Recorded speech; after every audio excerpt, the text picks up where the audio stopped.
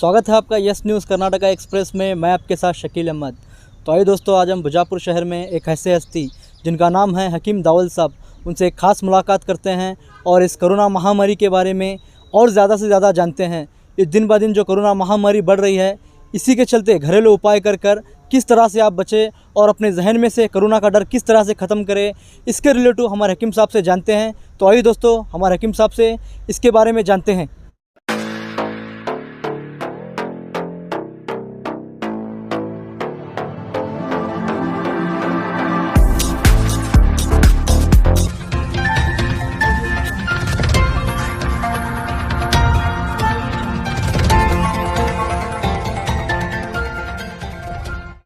बिस्मिल्लाहिर्रहमानिर्रहीम।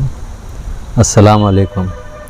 आज फिर मैं आप लोगों के सामने यस न्यूज़ चैनल के माध्यम से हाजिर हूँ और वही टॉपिक है कोरोना वायरस तो चल रहा है और हर जगह जो है पेशेंट की तादाद बढ़ते जा रही है और बहुत सारे लोग बिना इलाज के या दहशत से मर रहे हैं।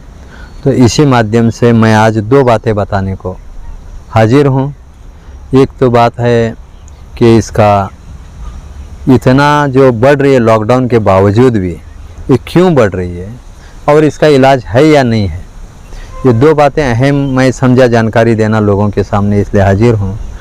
तो हम सुनते आ रहे हैं कि ये कोरोना आखिर है क्या, इसके बारे में अभी तक कोई तहकीक नहीं हो पाई है, इसका रिज़ल्ट नहीं आया है।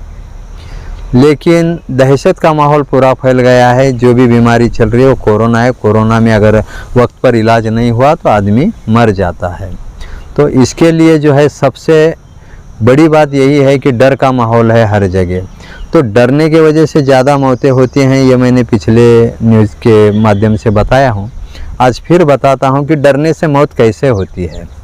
इसके लिए मैं आज एक मिसाल दे रहा हूँ कि एक मर्तबा मेरे पढ़ाई में एक बात आई थी कि अमेरिका जैसे बड़े मुल्क के अंदर एक गुनहगार को जो है कोर्ट ने फांसी की सज़ा दी थी।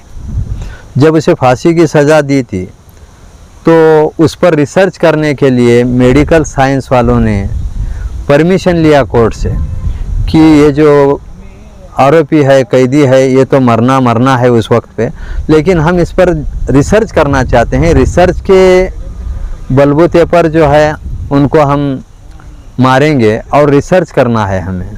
तो वहाँ के वो जज ने जो परमिशन दिया और ये मेडिकल साइंसदान जो थे वो सिविल ड्रेस के अंदर जेल में हाजिर हुए उस कैदी के पास और उस कैदी को बोला कि अभी 1 घंटे में तुझे जो है सज़ा देना है, उसका वक्त जो है अभी 1 घंटे का है, लेकिन कोर्ट ने तुम्हारी सज़ा में बदलाव किया है, यानी फांसी के बदले तुम्हें जो है कोबरा सांप से तुम्हारा डेथ करने का फरमान है। और उस कैदी के सामने वो एक जहरीला कोबरा सांप दिखाया गया और बताया उसको कि देखो अब ये सांप तुम्हें जो है डस कर जो है इससे तुम्हारी मौत करना है।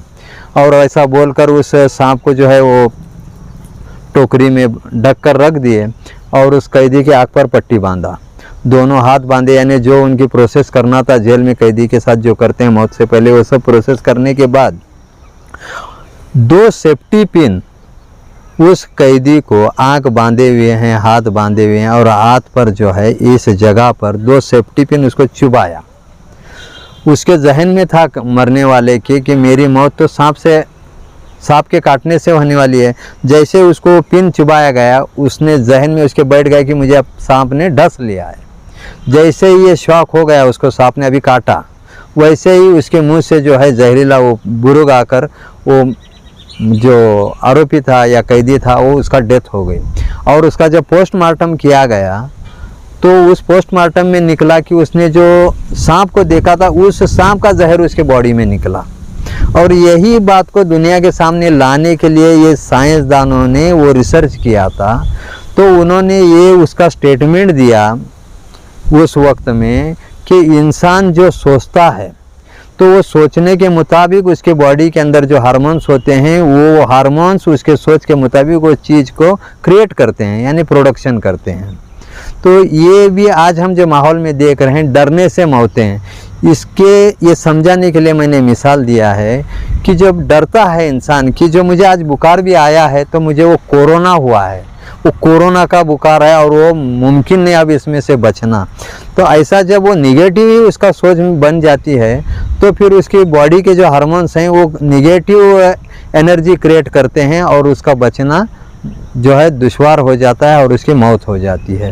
ये मैं पैगाम पहुंचाना ज़रूरी समझा और ये मिसाल के तौर पे समझा रहा हूँ। हर इंसान इस पर गौर व फिक्र करे और अपने अंदर से डर को निकालें। जब तक डर को नहीं निकालेंगे ये कोरोना ख़त्म होने वाला नहीं है। कोरोना कोई खतरनाक ना बीमारी है ना कोई जहर है जिससे तुम्हारी मौत होने वाली है। अगर तुम्हारी मौत होने वाली है तो वो ओनली वन डर से होने वाली है। अपने अंदर से डर को निकालो और एहतियात बरतो जो मैंने बताया है। जैसे तुम्हें अगर सर्दी हुई है तो सर्दी की दवा ले लो, अगर बुखार है तो बुखार की ही दवा ले लो। जो मैंने घरेलू नुस्खे बताए उससे तुम ट्रीटमेंट करके नॉर्मली आराम हो जाओगे। ये मैं बार बार कह रहा हूँ और आज ये बताने के लिए मैंने मिसाल दिया है। तो डर को निकालना सबसे बड़ा इलाज है। और उसके साथ जो वायरल फ्लू तो चलते रहता है, हर साल बुखार है, सर्दी है, खांसी आते रहती है, तो उसके लिए इतना पैनिक होने की तो ज़रूरत है नहीं। तो यही मेरा संदेश है कि डर को भगाओ, कोरोना भाग जाएगा। डर ख़त्म, कोरोना ख़त्म। हकीम साहब, ये ब्लैक फंगस जिसे कहा जाता है, ये बीमारी जो अभी मतलब तेज़ी से आ रही है और बुजापुर में भी इसके 26 पेशेंट आए हैं। तो इस अब लोगों के जहन में एक डर का माहौल है कि ब्लैक फंगस जैसी बीमारी भी एक हमारे बीच आ गई है।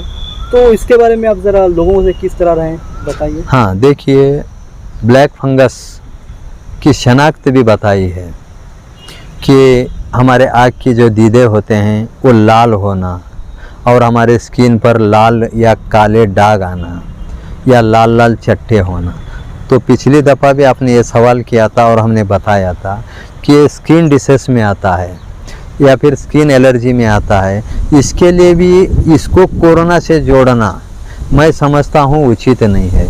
स्किन का जो भी डिसीज का जो इलाज करना है वो आप पहले करवाइए, घरेलू नुस्खों से आजमाइए, फिर उसके ऊपर आप सोचिए कि ये कितना ख़तरनाक है या नहीं है। लेकिन जहाँ तक मेरी तहकीक है, मैं नहीं समझता कि ये ब्लैक फंगस को कोरोना से जोड़कर और डर का माहौल बनाना ये ठीक नहीं है, उचित नहीं है। तो कोरोना अलग है, ब्लैक फंगस अलग है। ब्लैक फंगस का इलाज अलग से कर लो। कोरोना के नाम पे जो भी चल रहा है सिम्टम्स, बुखार है, खांसी है, सांस की दिक्कत है, उसके लिए तो मैंने इलाज बताया ही है और ब्लैक फंगस के लिए भी बताया था। लेकिन आज एक नई बात और बता रहा हूँ। अब बोलेंगे स्किन के लिए तो आप वो नीम का तेल लगाओ बोला था मैं, और या फिर राया का तेल लगाओ। अगर आँख का दीदा अगर लाल हुआ है तो उसके लिए क्या करना है, ये भी एक सवाल है। उसका भी आज मैं इलाज बता देता हूँ।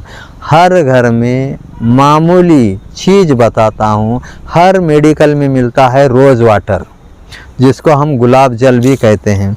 गुलाब जल ला के रखना है, उसी का नाम इंग्लिश में रोज़ वाटर है। बस दिन में एक मर्तबा एक एक बूंद, जिसकी आँख लाल हुई है और जिसे डर है कि कहीं मुझे ब्लैक फंगस तो नहीं हुआ है, वो शख्स दिन में एक मर्तबा रोज़ वाटर को एक एक बूंद डाले आँख में। 2 दिन से 3 दिन करे, इंशाल्लाह आँख की ये समस्या क्लियर हो जाएगी। और हकीम साहब, एक सवाल आपसे क्या है बोले तो, ये ब्लैक फंगस मतलब जिसे हो रहा है ये किसी नॉर्मल आदमी को नहीं हो रहा है। जो कोरोना पॉजिटिव पेशेंट है उन्हीं को पाया जा रहा है। बुजापुर में भी ले लो आप, कई सरकारी हॉस्पिटल है, बीएडी हॉस्पिटल है, ये सिर्फ कोरोना पेशेंट को ही पाया जा रहा है। वही मैं कह रहा हूँ। एक तो पहली बात जो इंसान यानी मान लो कि वो बुखार है उसको या सर्दी है, तो डॉक्टर के पास जाने के बाद उसको टेस्ट किया जाता है और टेस्ट करने के बाद उसके रिपोर्ट में यही बताया जाता है कि तू पॉजिटिव है। पॉजिटिव है बोलने के बाद उसके हार्मोन्स निगेटिव ग्रेविटी चार्ज करते हैं और उसकी बॉडी के अंदर के जो हार्मोन्स हैं वो जैसे ही क्रिएट करना चालू करते हैं तो शरीर के ऊपर उसका रिएक्शन नज़र आने शुरू होता है। इसीलिए मैंने आज मिसाल दिया हूँ कि जितना हम निगेटिव सोचेंगे, निगेटिव एनर्जी बॉडी में पैदा होगी और निगेटिव एनर्जी के वजह से हमारे हार्मोन्स निगेटिव चीज़ों को क्रिएट करते हैं और वो क्रिएट अगर होने लगे तो उससे बचना बहुत मुश्किल है। तो इसलिए हमारी यानी सोच है, जिसको हम मेंटालिटी पावर बोलते हैं, वो हमारी स्ट्रांग होना चाहिए, पॉजिटिव होना चाहिए कि भाई मेरे को कुछ हुआ नहीं और कुछ हुआ है तो मैं उससे आराम हो जाऊंगा। यही उसका सबसे बड़ा सॉल्यूशन है, क्योंकि हमारी बॉडी ही हमारा इलाज करती है दवा से ज़्यादा, क्योंकि हमारी सोच के हिसाब से हमारे हार्मोन्स जो चीज़ को क्रिएट करते हैं उसी पर हमारी बॉडी डिपेंड करती है। ठीक है, शुक्रिया हकीम साहब, बहुत बहुत आपका जानकारी देने के लिए। आपका भी शुक्रिया। ಯಾವುದೇ ಹೊಸ ಸುದ್ದಿಯನ್ನ ನೋಡಲು ನಮ್ಮ ಎಸ್ ನ್ಯೂಸ್ ಕರ್ನಾಟಕ ಎಕ್ಸ್‌ಪ್ರೆಸ್ ನ ನೋಡ್ತಾ ಇರಿ, ಹಾಗೆ ನಮ್ಮ ಚಾನೆಲ್ ನ ಸಬ್ಸ್ಕ್ರೈಬ್ ಮಾಡಿ, ಬಾಜು ಇರುವ ಬೆಲ್ ಐಕಾನ್ ಅನ್ನ ಕ್ಲಿಕ್ ಮಾಡಿ, ಹಾಗೆ ನಮ್ಮ ಚಾನೆಲ್ ನ ಲೈಕ್ ಮಾಡಿ, ಶೇರ್ ಮಾಡಿ. ನಮ್ಮ ನಡೆ ಸತ್ಯದ ಕಡೆ.